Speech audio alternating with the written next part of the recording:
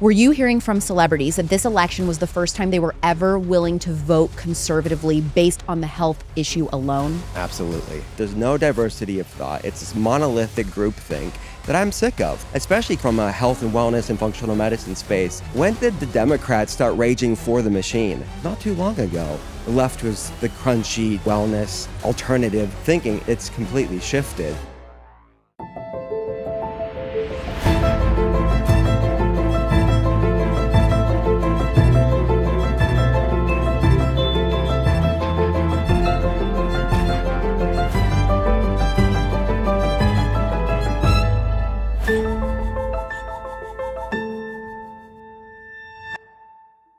Dr. Will Cole is one of Hollywood's favorite doctors, specifically Gwyneth Paltrow's, which is how we got that viral interview of her discussing bone broth. He's been named one of the top 50 functional and integrative doctors in the nation and known for his expertise on thyroid issues, autoimmune conditions, and digestive problems. You also may know Dr. Will Cole as the host of the Art of Being Well podcast through Dear Media, where he interviews A-list celebrities, thought leaders, and health experts on all matters of physical, emotional, and spiritual aspects of health. We have that in common. He's also the New York Times best-selling author of Intuitive Fasting, The Inflammation Spectrum, and Gut Feelings, Healing the Shame-Fueled Relationship Between What You Eat and How You Feel. You are going to love this episode if I know you as well as I think I know you. Dr. Cole and I start off with a deep dive into the Maha Movement, behind the scenes, how his Hollywood friends in the health space were not very happy with him for supporting health initiatives of the Trump administration. He also lays out the top labs you should be asking your doctor for, why Christians have a biblical obligation to care about health, if cortisol face is real, and the top biohacking trends celebs are currently into. If you're listening for the first time, Culture Apothecary is completely donor funded. You can leave a tax-deductible donation through the link in the show notes if you believe in our mission to heal us at Culture. You can also leave a 5-star review for free if you love the show. Please welcome Dr. Will Cole to Culture Apothecary. You're one of Hollywood's favorite doctors, and yet days before the election, you decided to make a reel pointing out that Joe Biden and Kamala Harris were the top 2 biggest politicians funded by Big Pharma. You were getting dragged by your Hollywood clientele and friends. Your audience told you there's a time and a place for this type of stuff. It wasn't now. This is a huge mistake. How dare you? You're a traitor. How did it feel to have such public famous friends berating you for this? When I made the post, I did it thoughtfully. I edited it myself, and I'm not even good at editing those reels. I was sitting in the Toronto airport. I just spoke about functional medicine, and I thought, you know what? It was on my heart. And I thought, I have a unique voice in this space, and I wanted to speak truth to power in my own way. And the people that know me and know my heart know it's coming from a good place, and I want people to make the choice, whatever the choice they want. But for me to self-censor in this important time was unacceptable for me. So I knew I was going to get pushback. Again, my true friends, my friends that know me, know this is what I've been talking about for years. Why can't we talk about those things? What was confusing me about your comment section, I was just bewildered by this. Yeah. And I guess because I rarely get that because I'm like in this insulated bubble where everybody has like the same beliefs and views as me. And so it's very rare that I like go outside of that and get hate like that. For you, it was so weird to me that they were like, well, this is important information. Yeah, we should know, but you shouldn't say it now. Yeah. I'm like, you shouldn't say it now when we're voting on this and like health is one of the biggest issues of the election. Like what? This is the time and place. So I thought that was a weird critique. Yes. Well, it's the most illiberal thing to basically want to censor people and then create this self-censorship. There's no diversity of thought. It's this monolithic groupthink that I'm sick of. I'm tired of, especially coming in our space from a health and wellness and functional medicine space. We've been subjugated so much by that Orwellian groupthink that there's only one way. And when did the Democrats start raging for the machine? And I feel like that is the massive realignment that's happening. The Democratic Party they have ousted the working class people, and now they have ousted most of wellness because we have not changed. They have changed. So to me, I think talking about the fact that our politicians and both sides, right? I mentioned Mitt Romney on that same post, receive millions and millions of dollars from pharmaceutical industries, let alone all the other chemical industries and big food and big ag. They receive all this money. Why can't we talk about it? And basically that was the scolding and reprimand I got from some of the people in Hollywood that love health and wellness. That's the cognitive dissonance I don't get. I know these people personally. They love health and wellness. They eat at Air One. They go and they do all the wellnessy things, but yet there is this disconnect by we are now going to defend this system that just not too long ago, the left was the crunchy, typical wellness alternative thinking. It's completely shifted. And as people don't have a home, that's why we have the largest group of independents ever in the United States, because the left is completely not what it once was. And so were celebrities not only calling you out on your post, but also texting you personally, asking you to remove it? Yeah.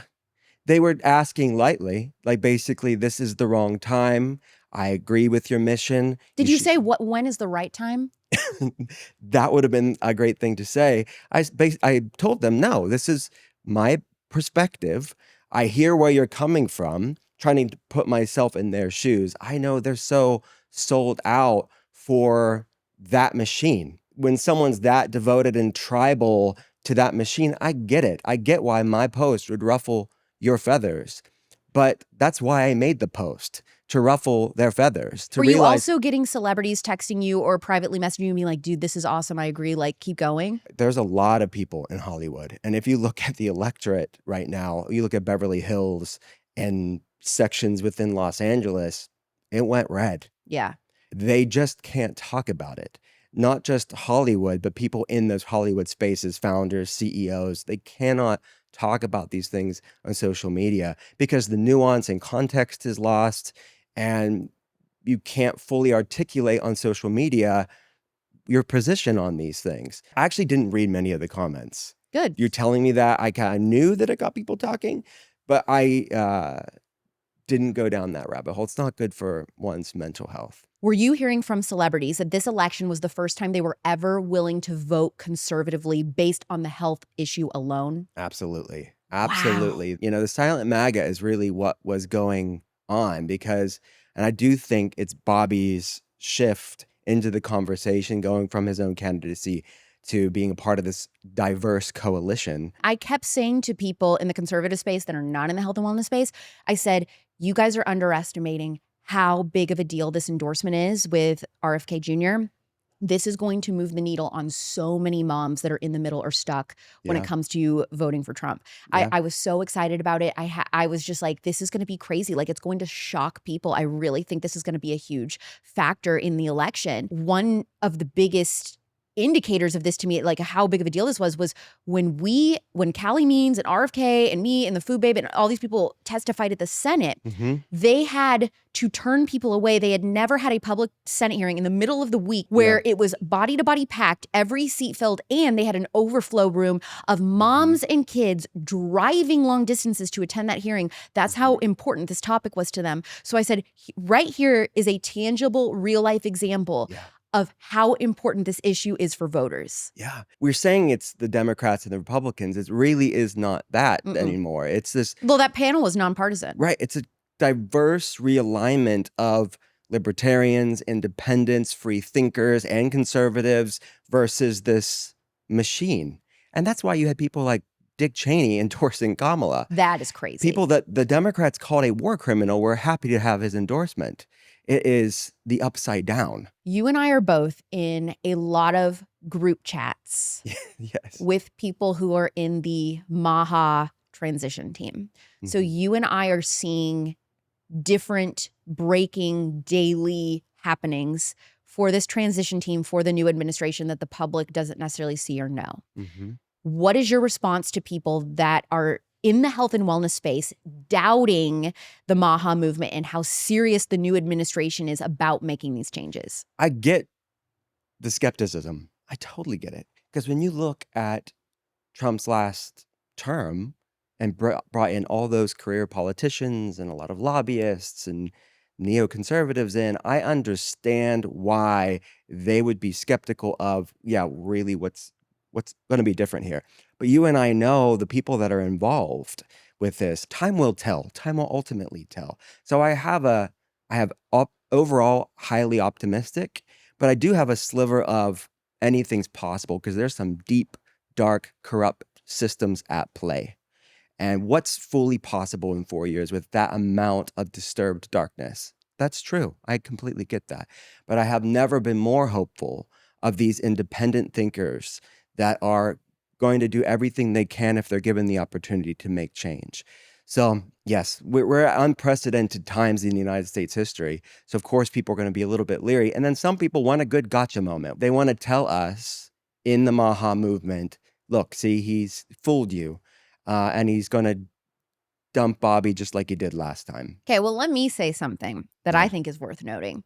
Within 24 hours, it was like literally morning Wednesday after the election. President Trump had RFK Jr. and multiple people on the Maha transition team at Mar-a-Lago already starting conversations about, okay, now we won, like, now let's start even more talking about all the health stuff that we're going to be doing, what changes we're going to be making policy-wise day one. He didn't even wait a full 24 hours before starting all of the Maha talks and having people in person to discuss it. I thought that was really promising. The second thing is that I think is one of the greatest things I've ever heard a politician do. President Trump is very, very unique in the way he thinks.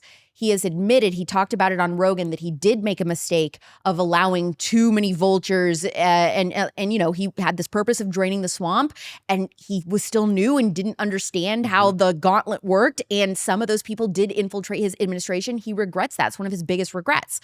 So what he did differently this time was he didn't wait to find out if he had won the election. He used his own money instead of government money to start his team of 5,000 people that are going to be this transition team for the Trump administration, not allowing any lobbyists to infiltrate the Maha movement, to start the turnover and this focus on health without any sharks getting into it. So he funded it himself so that then the lobbyists couldn't be like, well, this is government dollars, like I have to be involved. So he did this strategically to insulate the movement and make sure that Maha could be protected and that he could get things done. A politician has never, ever, ever, ever done that before. It's unheard of. So that's a huge thing right there, that he is showing immediately that he is willing to follow through on this. So fingers are crossed. And you know, it is only 4 years that we have, so we're seeing what we can do. What are the top things you would like to see the new administration tackle when it comes to health? I think proper education of the populace, I think, is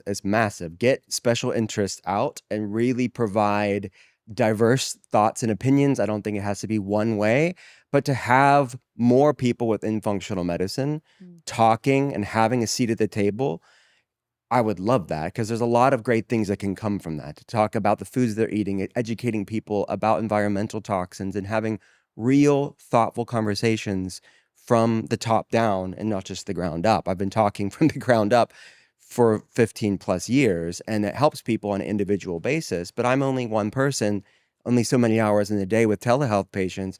To have a sort of macro conversation would be beautiful. I mean, there's so much to tackle. The things that we got pushback within the wellness world when we talked about artificial food dyes, we went to Kellogg's, was, y'all don't even eat Kellogg's. Why do you care? Just don't eat cereal. But I saw it as a larger public policy issue and educational issue, because there's a lot of people in Middle America, of which you and I are both from. They're not health aficionados. They are going and buying the things that they're marketed to, and the things that are flashy and colorful, and the things they grew up with. And they're feeding their kids these things that are highly addicted. It was emblematic. The idea of Fruit Loops or artificially dyed cereals as a whole was emblematic of our food system. And we were not out there saying, like, if Kellogg's does this, everybody should start giving their kids Kellogg's. You and I are not saying that. Obviously, the best case scenario is like, you don't need it at all. But the point is that we are acknowledging, okay, there are going to be families that are going to feed their kids this no matter what. So let's at least take some of the poison out. And the fact that many public schools, I mean, these kids that are underprivileged, that don't have food at home. Almost all their food is coming from public school, and almost all of it is infiltrated with artificial dye and that's what's interesting to me. The people that talk about accessibility and affordability and the underprivileged, the things we're talking about with the big food, it disproportionately hurts poor people. Yep. Hurts minorities. Yep. Hurts inner city communities. Yes. So this is the state of affairs. This is for everybody. This is not partisan. This is a human issue. What has been more controversial, publicly supporting Maha or having Gwyneth Paltrow talk about how she has bone broth for lunch on your podcast? It's a tie. Both are pissing people off. They're probably the same people. It's probably pissing the same people off. That was like the funniest thing to me. Why did you get into functional medicine? Was it because you are smart or because you were sick? I would say a bit of both. I would say a bit of both. So I grew up in a household that really revered health and wellness. My dad was a bodybuilder in the 80s and 90s. Cool. I thought it was normal to have your dad like lubed up in baby oil, purple Speedo. My mom with those big camcorders in the 90s, you know, like filming him. But it turns out it's not normal. We grew up in that sort of world of going to the health food store, and we went to the local farmer. This is Western Pennsylvania. And like get the raw milk. So that was a formative time of my life of seeing, okay, this is how we ate at home. And then this is how my friends ate at school. And then at a certain point, I kind of owned it for myself. And I made my family look like the standard American eater because I kind of got not obsessive about it, but really immersed in, it wasn't called biohacking then, this is the 90s, but I just wanted to optimize how I felt and read about the latest superfoods and herbs, and research out there was not like, we did not have the options we have now. My first job was at the Finish Line selling shoes. You remember that store? Course. It's still around, I'm sure. Yep. But I'd use my paycheck to go to the health food store and buy all these latest herbs and things that I'd be reading about. What a king. This is like my whole audience is like, this is the man I want. Like in their early 20s, like that's who they're looking for. Yeah, I was that guy, man. In my sort of immersion in that world of nutrition, I kind of was experimenting with a more plant-based diet. And I noticed over the years, I felt great at first. And I think that's a testament to what serves you now on your journey isn't what you always have to do, nor should we find our identity in any tribalism within wellness or anything, right? Be a free thinker and be okay to pivot and evolve as you learn more. But I noticed my digestion, my fatigue was coming up, and I was eating these otherwise healthy whole foods. So I really doubled down into learning about functional medicine. I got formally trained in this in the Southern California University of Health Sciences, which is kind of a big integrative medicine school where there's MDs and DOs and DCs and acupuncturists all kind of learning their craft. So it's a mix of experimentation on myself with wellness and then wanting to learn about it as well.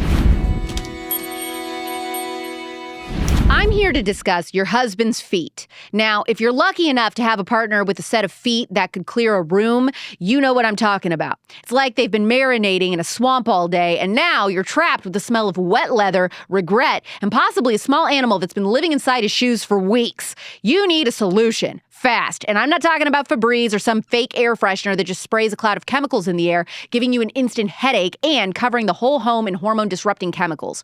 What you need is something real, something that works, something that makes your home actually smell nice without making your insides feel like they're being poisoned.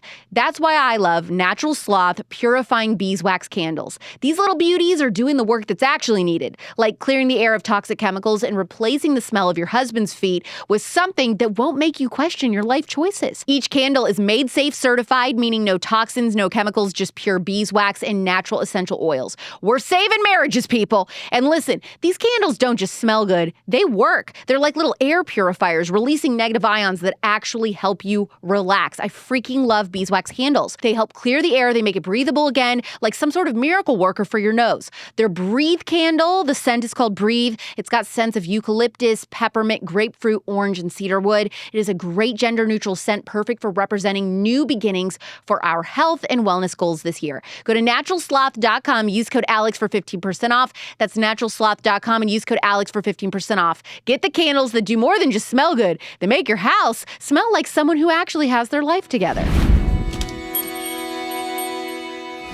What are some of the new wellness trends that you're seeing celebrities do? I have to know all of them. Celebrities are like the rest of us, right? And we put them on this pedestal like they know everything, and they don't. They really don't. They are curious just like the rest of us, and most of them aren't living and breathing wellness.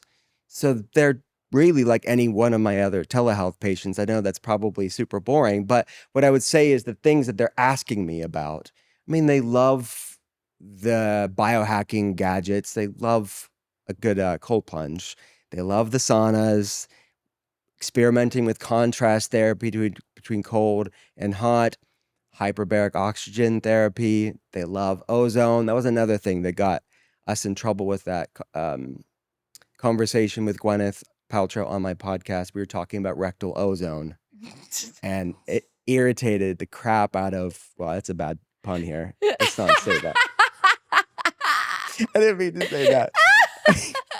But no pun intended. But we were talking about all these wellness things that her and I just love to do. And she's the real deal. I mean, she is the real deal. I love her so much. Is she actually really healthy? She's actually really You've healthy. seen her labs. She walks the walk. Yes, she walks the walk. She is, whether the world pays attention or not, she's an authentic, amazing human being. So I do not put her in that category at all in all of that Hollywood stuff. She's a free thinker. She's an independent thinker. I was actually told this, not by Gwyneth, but by other people in Hollywood. They said, I would never vote for Donald Trump, but I won't be upset if he gets in. Yeah. So that's an interesting thing. It's like, okay, you won't vote for him, but you see this Maha movement. I know what you think. They're going to be okay with it. So I think a lot of people feel like that. But anyways, back to your question. Well, I want to know about rectal ozone or whatever. Yeah, I want you to tell me what it is. Because I don't even know. Yeah, so ozone has an extra oxygen molecule, and it's highly reactive, and it acts as almost an antimicrobial, natural antimicrobial. So clinically, I deal a lot with patients that have mold toxicity, chronic Lyme, a lot of gut health issues, a lot of inflammatory problems. Your gut is where 75% of your immune system is. So there's different ways to do ozone. There's rectal insufflation, which is what we were talking about in that conversation with Gwyneth. But where do you do that? You can go to a health clinic, or you can DIY with your own ozone machine as well. And it's really simple. Once you have proper instruction and oversight, and it's done appropriately, obviously, with a doctor's guidance, but it's a fantastic tool for when it's clinically needed. And what does it do for the body? It's modulating the immune system. It's pruning any opportunistic and pathogenic bacteria, any yeast and fungal overgrowth. So a lot of people have these biotoxin issues, bacteria, virus, and mold, and other issues. A lot of people that have SIBO, small intestinal bacterial overgrowth, which is one of the leading causes of IBS, irritable bowel syndrome, chronic constipation, bloating. People that have a lot of these food sensitivities are because of imbalances in their gut microbiome. Now, I'm not saying your first thing is to go get rectal ozone, but it is a tool for people that are kind of stuck at a plateau and bring it in. But there's also blood. You could do IV ozone. Yeah, those are the main ones. I would say IV ozone and rectal insufflation are the two most common ones. What are like the cool new superfoods that everybody's buzzing about? I think that a lot of it's coming back to the basics. I think we're actually seeing the pendulum swing. Like a real food, well-rounded diet. Yes. Yeah.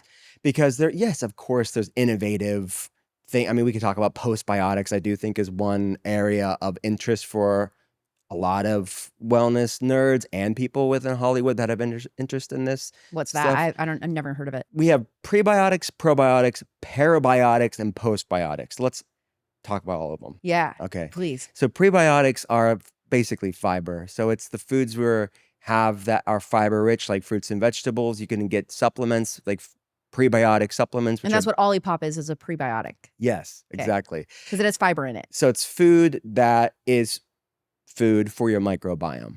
So the microbiome, for people that don't know, most people I'm sure that listen to your pod do, but it's the term for the trillions of bacteria in our gut. Depending on the study that you look at, we have about upwards of 100 trillion bacteria. And we have, to put that in context, about 30 trillion human cells. So we are exponentially more bacteria than human. And we are what our microbiome eats. It's where 75% of your immune system, 95% of serotonin, our happy neurotransmitter, 50% of dopamine is made in the gut. All of this is made in the gut. Hippocrates said this thousands of years ago. all disease begins in the gut, and now research is just catching up with good old Hippocrates. Prebiotics are the food. So the more diverse your fiber intake, it's associated in the scientific literature with more diverse microbiome. This is your gut garden, your microbiome metropolis. There's these neighborhoods of beneficial probiotics. The probiotics are the beneficial bacteria, most people know. The parabiotics are actually dead probiotics, but have a balancing effect without the sort of die-off Herxheimer responses that some people can have. So they seem to have similar benefits and maybe some unique benefits, parabiotics even different than the probiotics. The postbiotics are the products of the probiotics. So the postbiotics are called the end products of bacterial fermentation. So the probiotic, all the good bacteria ferment the fiber, the prebiotics, and make postbiotics. But your brain needs postbiotics, your immune system needs something called mitophagy, which is mitochondrial recycling and renewal, which we need for cellular energy. There's a lot of metabolic and brain and sort of health span longevity research centered around postbiotics. So butyrate is one postbiotic. It's a short-chain fatty acid. Things like urolithin A, there's different types of urolithins that are postbiotics. The problem is the human microbiome is kind of decimated. It's not where it once was. And that's one of the main reasons why we're seeing such an epidemic rise of autoimmune and chronic health problems. So eating food like our ancestors would have eaten food and made these naturally. But now, because we don't have these important bacteria that we once had because of, again, this larger connection to nature with soil microbiome, we aren't able to produce the postbiotics like we used to. So supplementing with postbiotics can have some benefits. Now, some of us will make the postbiotics naturally, like butyrate, we'll make butyrate.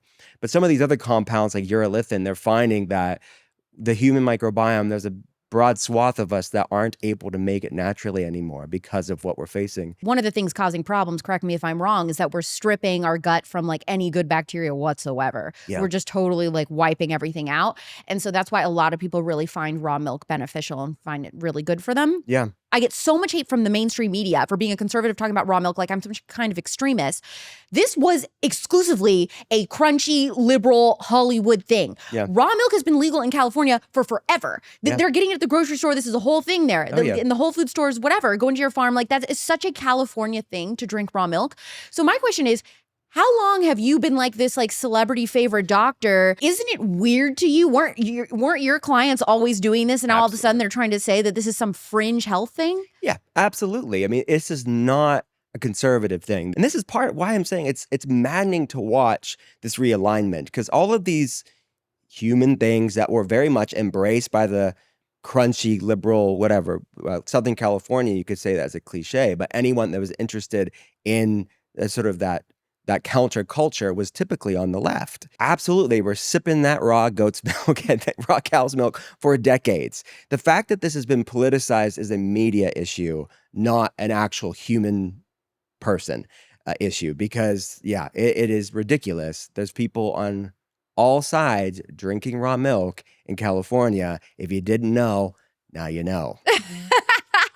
I love that. Gwyneth Paltrow has credited you with being her health guru. What did you advise her to start doing that has really become a huge game changer for her health? Obviously, I predicate this on patient confidentiality, and like I love her as a person too. But all the things, she's been very open though. Yeah, at the same she time. shared this stuff herself. So Exactly. I'm not like breaking any confidentiality. She's talked about some podcasts and the forward of my book and all of that stuff. She had COVID early on, and the world didn't know that. And this was one of like every time a celebrity got COVID, it was like breaking news. Like I remember Tom Hanks was like stranded in Australia with COVID, and it was like, do you remember that crazy time? Yep. It was just shocking that everybody, you know, those were the headlines at that time. But she wrote an op-ed on Goop talking about how she had long COVID. And she had a lot of brain fog and fatigue, and she just never really bounced back. And I was seeing more and more of that, of just regular everyday telehealth patients. I mean, to be clear, 99% of my patients are just normal working class, middle class people. I mean, nurses, school teachers, entrepreneurs, interestingly engineers. Was working with her the reason you got connected to all these other people in Hollywood?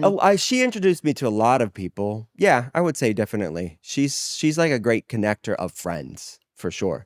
And so she was going through what we now call long COVID. She just wasn't bouncing back. So we didn't know a lot about the mechanisms of long COVID or long haulers, right? And now there's a lot of research looking at, there's a broad swath of people who had COVID, did not recover, and it triggered some sort of inflammatory problem. Some people get diagnosed with POTS, postural orthostatic tachycardia syndrome, or dysautonomia. It's a type of dysautonomia. It's a dysregulation of the neuroendocrine axis, the intersection between your nervous system and your hormones. So things like brain fog, fatigue, migraines. People like Gwyneth were seeing these dysregulation of the nervous system and the hormones early on. We didn't have a name for it. People were saying long COVID, I think. But now we know the mechanism that, and it's actually not that different from other viruses. I mean, Epstein-Barr virus can trigger autoimmune problems. Other biotoxins like mold can trigger autoimmune problems. This novel virus, COVID, wasn't much different in that way, is that it triggered problems they weren't recovering. So for her and other people that are going through some sort of inflammatory problem, whether it's triggered by a virus or stress or trauma, whatever the case may be, a lot of it is centered at the beginning of improving their gut health, because it's such a powerful modulator of our body. And so we focused a lot on soups and stews, things that are easy to digest, kind of like a proverbial siesta for your gut. Like if your gut's stressed out. A siesta? Yeah, like a That's reprieve. So cute. A siesta for your gut. I love it. Like, so I prescribed some brothing, some souping, and that's what got us in trouble on the podcast. Why? I don't even understand the controversy about, like, I drink bone broth. Is it just because it got out of the wellness circles, and so, like, the regular average person that's not into this is like, what is bone broth? Like, they never even heard of it and thought that was a weird thing, or what? Because everybody drinks bone broth, so yes. I just didn't understand that. It was a lot of the power of editing on social media, because it made it look like she was like only existing on like a robin's saliva, bone broth, and the wind of my ancestors. Yes, and like that was my lunch. Exactly. It's some bark off of the tree, low lectin bark, of course. But that was the headlines, that Gwyneth only existed on bone broth. They like made it look like almost like disordered eating. Exactly. Yeah. People are addicted to being offended. They're addicted to being triggered. And we have, talk about privilege. It's the ultimate privilege to be so offended about every freaking thing you see on social media. Forget like hiring you as their like physical health doctor person. They need to hire you for like counselor, life coach. A lot of my job is that. It is like what's your relationship with life itself? Some other things we did. We talked about the rectal ozone. Ozone therapy can be a game changer. Different supplementation with dysautonomia, with POTS, vertigo, anxiety, heart palpitations can be a part of it for many people. So we have to bring in things like phosphatidylcholine, or PC. It's a phospholipid, and dosing it pretty high can be very much a great modulator for the nervous system. So we did that. We brought in things like magnesium, pretty basic stuff, optimizing nutrient deficiencies like vitamin D and magnesium. Iron deficiency is another common thing that we see in a lot of people that she was dealing with as well. So we had to optimize things like iron. So a lot of basic stuff, and then some out-of-the-box things as well. But it's really not controversial. The fact that these things are controversial says more about our culture than us. Once upon a time, in a peaceful kingdom surrounded by lush forests and sparkling rivers, there lived a kind and gentle princess named Seraphina. Every evening, after a long day of royal duties and adventures, she would return to her cozy castle chambers, where the most magical thing awaited her, her bed. Not just any bed, but one wrapped in the softest, most enchanted Cozy Earth temperature-regulating sheet set. Cozy Earth sheets were the secret to her perfect rest night after night, making her dreams as peaceful as the moonlit forest outside her window. And as Serafina slept, the little woodland creatures in her garden, from the fluttering butterflies to the curious foxes, knew that her sleep was peaceful and her dreams sweet, because when you sleep in Cozy Earth, you sleep like royalty. Go to cozyearth.com/Alex and use code Alex for 40% off your order. Your dreams are waiting, wrapped in 100% viscose bamboo and comfort, just like Serafina's. cozyearth.com/Alex, code Alex for 40% off. Sleep like a princess. If a young mom comes to you who is already health conscious Yep. and she's saying like, Dr. Cole, I am so burnt out, I am so stressed, what would your protocol be? It depends on where she's at. So obviously we take a full health history and context and labs, because a lot of people are coming in and feeling like that. They're feeling wired and tired, anxious and exhausted. Health history will lift that all up off the paper and really find out her bioindividuality. Because you could look at the superficial level of it, fatigue, anxiety, brain fog. You could have 100 people going through that. And what's driving it for one person may not be an issue for the next person. So labs can look at the pieces of the puzzle of what's going on. So maybe for one person, it's low thyroid function. Maybe it's an underconversion of the thyroid hormones. Maybe it's an autoimmune condition against the thyroid or Hashimoto's disease. Maybe there's dysregulation of the neuroendocrine axis. Probably is. There's some low-hanging fruits that are going to be applicable to most of these people. But once you look at labs, there are things that that's why you're running the labs. You're looking at things that you wouldn't know just from a health history. And what are the labs people should be asking to get? So if they've never done this before, Okay. they've never had any labs done, what should they ask? So if you've never done labs, most of these, you can actually ask your PCP or just your GP, not Gwyneth Paltrow, your general practitioner in this case, to run these labs. We run these labs for people around the world. People don't know my day job is still looking at labs for a living. Yes, I have the podcast and the books and all of the other stuff, but my 10 hours a day are telehealth patients. So we run labs for people around the world. Anyways, so whether we run it or you get someone locally to run it, some labs that I'd recommend would be fasting glucose. It's estimated that 93% of the United States isn't going to have normal labs in this area. Only about 7% of the United States is metabolically healthy. So they're not going to check these boxes of optimal. So fasting glucose, we went under 90. Most people, their fasting glucose isn't. We want the A1C, which is your 3-month average of your blood sugar, to be under 5.7, being kind of loose there, but under 5.7 is a good place. Triglycerides or circulating fat, it's kind of like a metabolic Paul Revere. When Paul Revere, he actually didn't say this, but something similar to the British are coming. Triglycerides is saying diabetes is coming. If you see triglycerides above 100, your body's giving you a clue. The body's starting to store blood sugar as circulating fat. So it's actually stored blood sugar. The body's beautiful. It has these brilliant compensatory mechanisms to try to bring blood sugar down because it's toxic, but it's unsustainable. So your body's giving you this great grace period of saying, let's do something. So you can catch metabolic issues 4 to 10 years prior to someone being. So this is not like fear mongering. This is like being empowered with saying, what's my body telling me so I can have agency on my health and start moving my health in the positive direction. So triglycerides, we went under 100. So the body is metabolically healthy in that way. HDL or good cholesterol, we want to be above 59. You can look at what's called the triglyceride HDL ratio. Low HDL, high triglycerides would be an indication of insulin resistance. The body cannot regulate the blood sugar appropriately. Which doubles the risk of anxiety and depression, which doubles things like brain fog, which makes it difficult to lose weight. All these things that we think are just, me getting older or, I'm just stressed out. There's so much medical gaslighting systemically for people, and there's so much personal gaslighting because they think, I'm just a busy mom. Well, because most of America is dealing with this issue, so then we're just told like this is normal, and that's the problem. This is the health is like in the toilet, and then we're just told because it's so common that it's normal, and that's the medical gaslighting component coming in, that we're not supposed to be feeling dog tired at 25 years old all the time. No, there's so many people I see in their 20s and 30s and 40s that are going through these issues, and they just settle for it. They're just living off of caffeine and sugar just to get through the day. but they don't realize that these things are overwhelmingly healable, reversible, dealable with, but you have to do something different to see something different. I would also recommend running inflammation tests, high sensitivity C-reactive protein. We went under 1, homocysteine, we went to be under 7.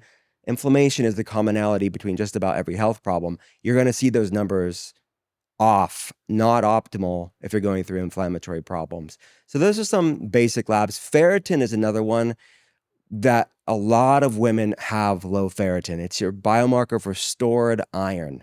The optimal ferritin level that we want in functional medicine for hormone health, for optimal energy, for optimal focus, so you don't feel wired and tired is about 80. I can't tell you, it is rare to see optimal ferritin levels. And not just ferritin, but a whole iron series to rule out iron deficiency or at least lower suboptimal iron levels as to be at least a component of why somebody's fatigued and exhausted and irritable. So those are some basic labs. And then in functional medicine, we get a little bit more granular with looking at gut health, looking at environmental toxins, looking at more comprehensive hormone tests like the Dutch test. So the basic labs that I just said are good starting points if you've never run labs, but I would, when it's appropriate, recommend these other tests as well. You brought up inflammation, and that's a buzzword we hear all the time. Like, your body is inflamed. You might be dealing with inflammation. Inflammation isn't good. What is inflammation in the body? So inflammation is a nebulous term. Like, what is it? We kind of know it's not good, but God made inflammation. It's not a bad thing. It's a product of the immune system. It fights off viruses. It heals wounds. It kills bacteria. It's our defense system. So healthy, measured, appropriate inflammation levels are needed, but it's a dysregulation of the immune system, chronic inflammation. That is this forest fire that burns in perpetuity. That's the issue. It's the commonality between metabolic problems, hormone signaling issues, digestive problems, of course, musculoskeletal issues, food sensitivities. There's a whole field of research called the cytokine model of cognitive function. Cytokines are pro-inflammatory cells. So our brains are inflamed. Neuroinflammation. So things like anxiety and depression and brain fog and fatigue are not like just abstract conceptual things. They are inflammatory in nature, is what the new science shows. Oh, you mean Lexapro isn't the cure, that we just don't have a Lexapro deficiency? Yeah, shocking. Shocking. And I've seen some people postulate in that space that say, well, okay, the people that did see benefits from SSRIs, well, there's the placebo effect. And we can talk about that. That pisses people off when I talk about that research. But is it possible that for people that have mild to moderate depression, are antidepressants acting like a mild anti-inflammatory? Like, is that the mechanism of action? So some psychiatrists have seen talk about, okay, is this how it's working? It's not actually through serotonin reuptake. Is it modulating the gut-brain axis and lowering inflammation in a positive way? Where you do see some people that are like, yeah, I noticed a difference in my life when I've been on this drug. Now, my job would be long-term, okay, why do you have this problem in the first place? Because it's not an antidepressant deficiency. So let's actually get whatever is going on. Is it environmental toxins that are causing these issues? Is it a poor vagal tone? Is it unresolved trauma? Is it an unhealthy gut? Or is it hormone dysregulation? Whatever it may be, that's where labs and health history will tell us. But going back to the placebo point, I'm not saying they're faking it or it's a bad thing. This is the power of mind over matter. It's the power of suggestion, which I think it's beautiful to look what the human body can do with the power of suggestion.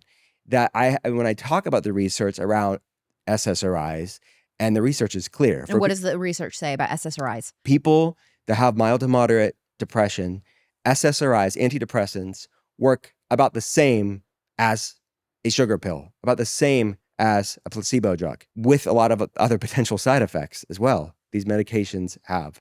So it's not being antidepressant. It's saying, like, we would ask this question for all different types of health problems. What's your most effective option that causes you the least amount of side effects? And for some people, medication's going to check that box and they need to be on that. For a lot of people, that question's never asked really in the conventional model. How do you explain people that say, like, well, my antidepressants saved my life, like that's what finally cured me? I believe that that's true for people. And the question is, why and how is it? is it the power of suggestion? Is it modulating the gut-brain axis and inflammation in a positive way? And I would just say there are a lot more effective ways to lower inflammation without any side effects. And one of the main side effects is your body becoming completely reliant and addicted to those drugs. And it is one of the hardest things to get off. Absolutely. It is severe withdrawal. And the trying to get fact off. that general practitioners, PCPs, are prescribing these things, it's very irresponsible in my opinion, because these people are given this, they're not told the potential side effects. They're desperate and they're stuck on these medications. It's very hard to titrate down. Well, and one of the most shocking side effects of SSRIs that people don't realize is that within a matter of days of taking it, you could have permanent sexual dysfunction. Yeah.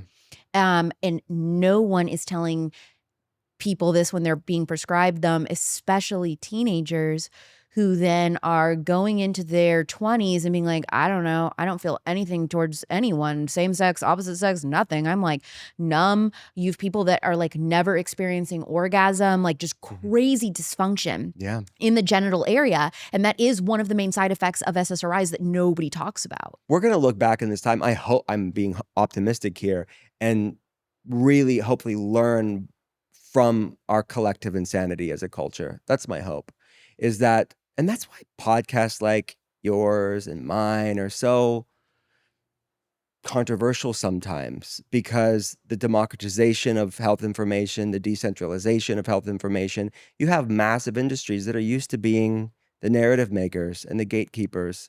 And we're living in a new age, and we've seen that. Now, the people, I mean, our parents' generation, our grandparents, if a guy with a white coat said to take it, they just did what they were told. But now you have a growing informed populace that are demanding more for their health. So I love it. This sort of free exchange of ideas is a great thing where people can have informed consent, but to have informed consent of the pros and the cons, and you can make the choice that you want for yourself. And maybe for that person, they want to take the antidepressant. Fantastic. But you should know, what are the potential side effects? What's the relative risks? And are there other options? Same with birth control too. Same with birth control, exactly. Radicalize me on alcohol. Oh man, the research is clear. The healthiest amount of alcohol is none. And then people always say, Dr. Cole, what about the resveratrol? Dr. Cole, what about the wine? A lot of that, your listeners should know this. Most of the research that says that are, shocker, funded by the alcohol industry. No, wait, I didn't even, wait, Dr. Cole, like I even know this about all the studies and I didn't even think about with the wine too. Wait, the stuff telling you like a glass of wine at dinner is so beneficial, that's also fake? Yes, that's fake. Well, let's not say fake, let's say overblown and cherry-picked. Oh my gosh. Overblown. I have to be careful when I ask you freaking doctors to radicalize me on things, because then my world is never going to be the same. Look, and I know most people aren't going to be puritanical teetotalers like me and just like live that sober life. So I'm a pragmatist as a clinician. So like the least offensive would be like an organic, low alcohol, biodynamic, regenerative wine. But it's not because of the alcohol that it's healthy. It's like in spite of the alcohol. So it's not a health food. But yes, I mean, even small amounts of alcohol are associated with changes in the brain. They're shrinking parts of the brain that are permanently or temporarily? Temporarily, but the longer more chronic you are, the more lasting that damage can be. But the body has an amazing capacity to regenerate.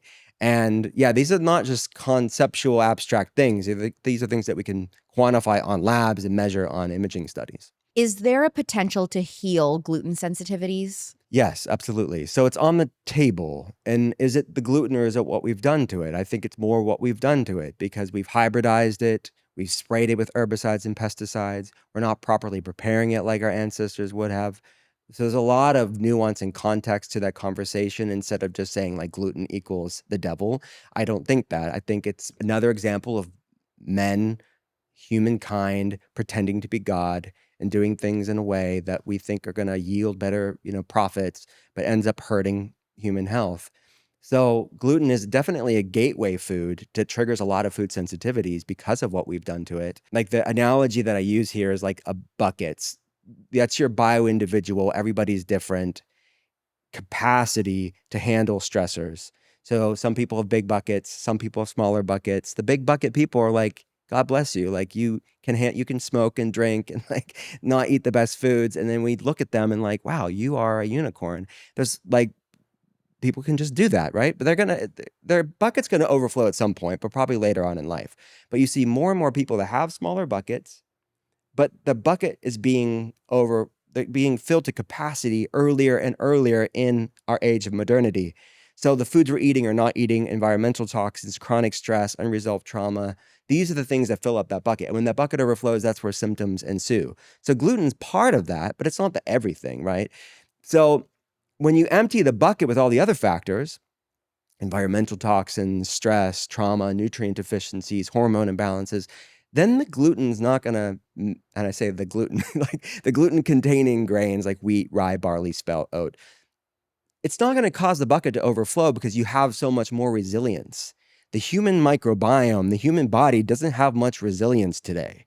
So I don't think it's like one thing and saying, well, let's demonize that. Let's empty the dang bucket so you can live life and not stress about these otherwise fine foods. And you can get better for you options for most of these things, like an organic, artisanal, sourdough, ancient grain bread that has gluten in it is going to behave in the body completely different than your average piece of white bread.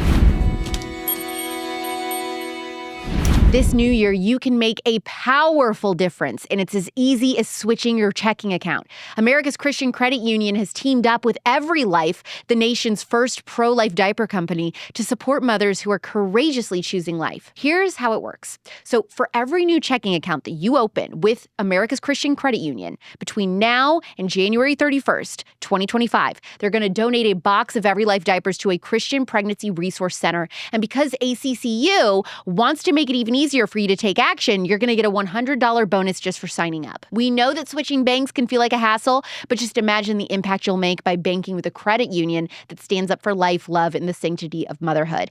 Every Life is dedicated to providing premium diapers and wipes, all while boldly supporting the pro-life movement. This new year, it's a small step that can change a mother's world. Let's come together as a community and support those who choose life, one diaper at a time. Go to americaschristiancu.com/every to learn more and sign up today. That's americaschristiancu.com/every, because life is a gift and so are you. Do you think that functional medicine and a biblical worldview go hand in hand? Yeah, I do. And you could be a Christian, you could be Jewish, you could be Muslim, you could be of no faith, but researchers call it an epigenetic genetic mismatch, why we're seeing these epidemic rises of health issues. They call it an evolutionary mismatch. That's sort of the science way of saying it. That the majority of our genetics haven't changed in thousands of years, but yet our world has changed so much in such a finite period of time. All the things we talked about. Our DNA and our microbiome, it's living in a brave new world. And these genetic predispositions that have been lying dormant for thousands of years are being awoken like never before and triggered like never before because of this, what science would call an epigenetic genetic mismatch. That, in a like Bible-based or spiritual language, it's humans pretending to be God. And functional medicine is just a returning to our roots. It's a remembering of our roots. Nothing, the Bible says, nothing new under the sun. This is nothing new. I talked about all the things Hippocrates said thousands of years ago in Greece. Let food be thy medicine and medicine thy food. All disease begins in the gut. It is the height of modern hubris to think that we are amazing, right? We are not amazing. The way we're doing life is insane. We spend more on healthcare than any industrialized nation, yet we have the most chronic disease, the shortest lifespan. We make up of 4 to 7%, something like that, of the world's population, yet we are responsible for 70% of pharmaceutical profits. And we're 60th when it comes to life expectancy of all nations. This is insanity. So I, as someone of deep faith, I completely see it as us returning and decreasing that mismatch between that chasm between genetics and epigenetics. And people that are on that wavelength get it. they realize that so much of what we're facing as a society today is deeply spiritual. And actually the physical stuff is just the 1%. It's like the ramifications, consequences of the further we get away from God, then we start having all of these problems in God's design. What do you say to people that are like, okay, I'm a Christian, and because of my Christian faith, I don't understand like the obsession with all the health stuff and eating clean food and non-toxic food and organic and all that, because like we're going to die anyway, and I know I'm going to heaven, so like why does it matter? Well, the Bible says our body is the temple of the Holy Spirit. So let's just start there. I mean, our body is a gift from God, if you believe that, like I do. How are we, and even further, Christians believe that God actually dwells in us. Quit feeding God so much crap. Like, how are you going to be a good steward of what you've been given? And I see so many people, believers, unbelievers, doesn't matter, but people that have potential, people that are created for a purpose, kept back from the things that they were created for because they aren't living their full potential. They feel like crap. They're irritable. They're tired. They're fatigued. They feel uncomfortable in their body. They're not living their full life. So that sort of nihilistic viewpoint that I do see sometimes in the church, which I find disturbing. We should be leaders in this. And thanks to you, honestly, your voice waking up people of faith, it's powerful because I go to church on Sunday and I'm looking at the food that they serve. And no shame, I want people to have the choice to do it, but we should have some healthy options there for people who want it. Like, we should be leaders in this. The fact that the church is no different when it comes to chronic disease. Yeah, we're supposed to be set apart from the world, right? Yes. We're supposed to be the example. And that's one area I think the church is really falling short, is that we're not doing that when it comes to physical health. Like, if you saw yourself as a valuable creation that's worthy of wellness, if you saw yourself like a high-end car, whatever, a Lamborghini, right? A Maserati, how are you going to fuel yourself when you're a Maserati? Where are you going to park? How are you probably going to give it a good car wash every week? People need to see themselves as a valuable creation and take into account, because so much of it, I think, is a lack of self-worth. And they kind of spiritualize their poor self-worth. And they justify it and say, well, I'm going to go to heaven anyways. I'll just meet them sooner. That is a horrible way to think. Like, you are here for a purpose. Live it out. Is cortisol face, which is all over TikTok, a real thing? So cortisol face, is it a real thing? Probably not. Like, just because someone has a puffy face doesn't mean they have a cortisol face. But the topic is a real thing. And it has to do with called the hypothalamic pituitary adrenal axis, so the communication line between your nervous system, your brain, and your endocrine system, your hormones. So yeah, we have an epidemic rise of people that are wired and tired, anxious, and exhausted. So, but also you could just be fat. You also could just be fat too. But that's implicated in that too, right? I know, but they have to go get the testing done because they're just like, oh, your face is round and fat. Like, oh, you just have high cortisol. I don't even know. I think it's a euphemism for the same thing, right? Because people have dysregulated cortisol, yet weight loss resistance is going to be an issue. So I think it's just TikTok's way of renaming something that is like, yeah, you have messed up hormones. We know that. What are the worst things somebody struggling with autoimmunity could do? I would say bringing an acts of stillness in your life. Like, stressing about healthy foods isn't good for your health. So bringing in healthy boundaries with yourself, healthy boundaries with foods that don't love you back, and healthy boundaries with technology.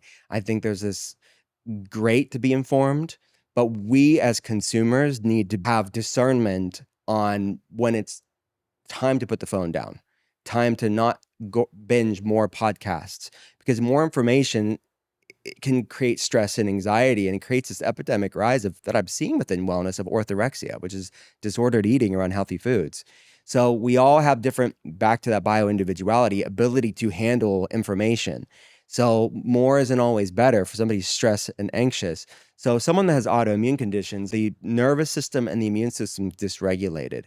So bringing in things like breath work, meditation, grounding practices, getting out in nature, somatic practices, it's not going to be the only tool, but I see it as fertile ground for the things that I would want to do within functional medicine to actually make good use of it. Because if somebody's in that frenetic fight or flight stressed state, that hypervigilant state, your gut isn't going to be where we want it to be. We need proper vagal tone. So it's not going to be just one thing, but if you're talking about the first thing, I would say start recalibrating your relationship with your body and food. And then the second thing I would say is support gut health. Powerful modulator, like back to those soups and stews that I talked about earlier. Give your body like that, like some siesta time. What is the beauty industry getting wrong about collagen powder? I saw online that you take Holy Mane. Oh, religiously. It's That made my day when I saw that. that is my OG #1 favorite like beauty wellness No product. way. That's I have amazing. used it for years. It is phenomenal. I concocted that at my telehealth clinic by myself and worked with Jenna on that. And Jenna Cavello, she's the founder of Agent Nature. Yeah, Agent Nature, and I helped develop the supplements with Jenna. And it was a great collaborative process, and it has marine collagen and pearl powder. And I am a massive fan of it because clinically, I help a lot of people with gut health problems and autoimmune problems. There's a lot of proteins that are going to be really irritating to people that have food sensitivities and digestive problems. But collagen is a great source of protein that will be the building blocks for your healthy hair, healthy skin, healthy nails, and healthy gut health as well. So I'm a massive fan of it, but it's not the only type of protein. You're going to have to use food as medicine there and to get all the essential amino acids. So it's certainly not the only type of protein source I would recommend, but it is the modern Western diet is deeply deficient in collagen rich foods, which is another reason why I recommend things like bone broth and organ meats and other things that are collagen rich. The supplement is doing just that. It's supplementing a nutrient dense diet, hopefully. Because this is the thing that takes people aback when they look at the price of Holy Mane. It's like unbelievably expensive. I understand that. Why Holy Mane at that price point versus something I can pick some collagen powder at Whole Foods? It's like mass produced. It's like, $25. Yeah. Well, you get what you pay for in most cases, right? I have heard it said, because it's like the it thing in LA, like to go to Air One and get Holy Mane, and it's like it sells out all the time. Someone said it was the Hermes of marine collagen. 100%. Yeah. I would say, yeah. I would say Agent Nature Holy Mane collagen powder is like the Rolls Royce of collagen powder. What it is a lot of the collagen companies will fluff up with things like vegetable oil, and you are not getting the density. So it's fluffier. It fills up the carton, but it is a shell of what it can be in its pure form.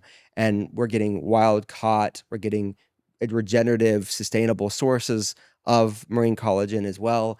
And it has the pearl powder, and pearl powder is very expensive. So the combination of high quality marine collagen from wild caught fish and the pearl powder, which has been used in traditional Chinese medicine for thousands of years, it's the combination of those two. Yeah. I mean, and Jenna I'm not sponsored. By the way, I have no sponsorship thing with Agent Nature or Holy Jenna, Mane. you should get on It's that. Actually, literally, yeah.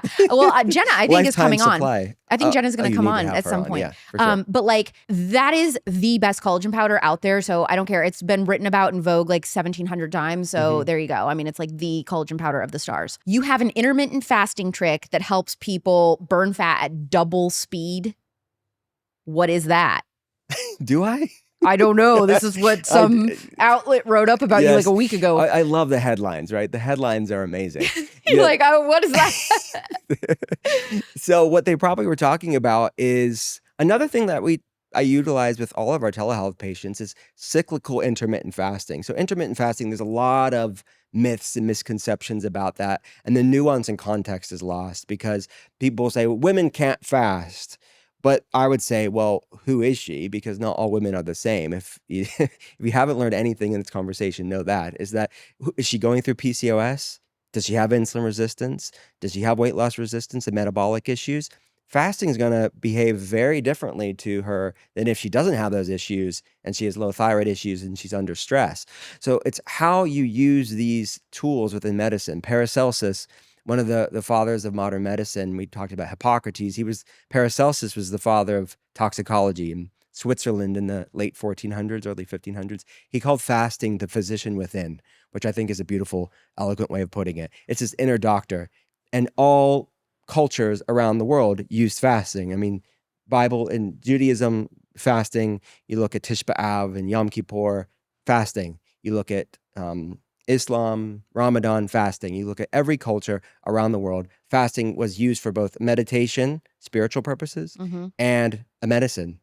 And again, back to the church thing, real fast, like, yeah, churches will do fasting here and there, but I think it should be talked about more as like a tool that was used to enable us to be more refined spiritually and physically. But I digress. How many kids do you have? 2. What are the biggest health mistakes parents are making today? Newsflash for all the parents out there. Your kid only can eat at home what you buy them.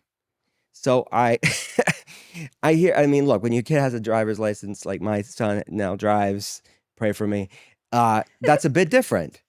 But your kid's at home, I see doctor telehealth patients, they'll be like, yeah, he's having this, they're having this, and this. Where are they getting that?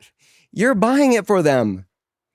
And then they're afraid of a coup d'etat. Like they'll have a revolution and they'll be overthrown as parent by starting to make swaps. Yeah, well, my kid won't eat dinner then if I don't Watch give them them. this. Like they're not going to starve. So look, make it age appropriate. I'm not saying it's going to happen overnight, but start making swaps, get them bought in.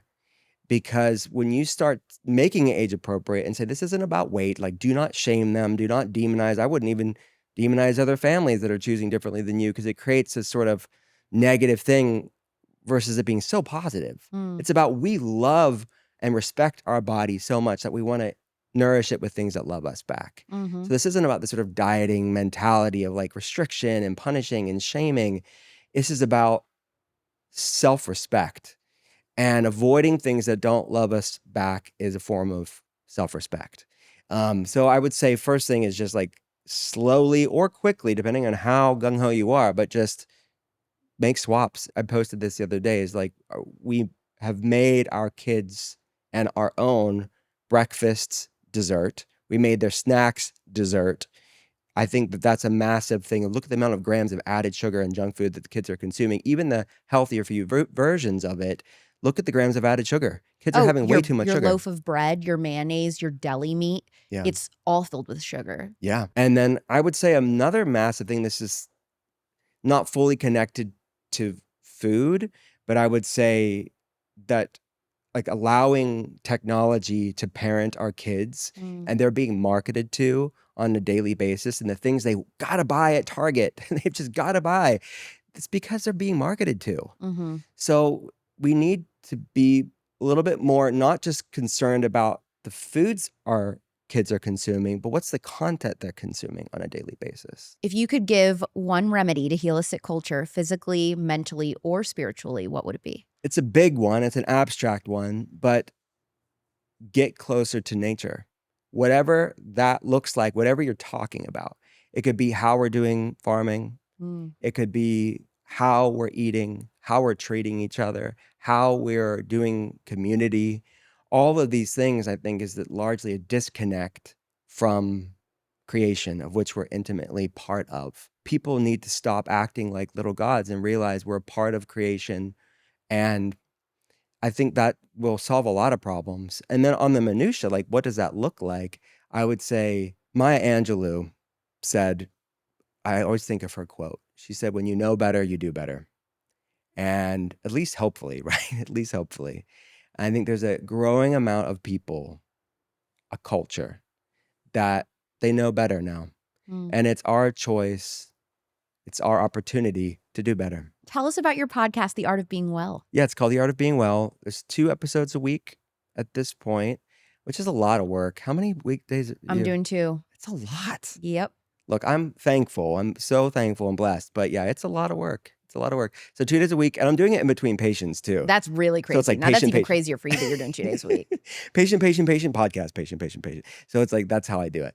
But yeah, I love it. It's a great opportunity to talk to people like you and just connect with friends. Honestly, most of the people I have on the podcast are just friends of mine in the space that I get to catch up with for an hour or so. So it's, they can get it anywhere podcasts are listened to. And how can people work with you if they're wanting, your expertise when it comes to their health? Yeah, thanks. Everything's at drwillcole.com. I mean, the Become a Patient consultation page is there. We have many, like my heart and passion for this is to make functional medicine accessible, affordable for everybody. So we talk about the celebrities and all of that, but the reality is the sacred responsibility it is for me to be a part of somebody's health journey. And it's the most important thing professionally, at least for me. So yeah, I love what I get to do. So they can learn about it there. And what's your Instagram? At Dr. Will Cole, where I piss people off on the regular.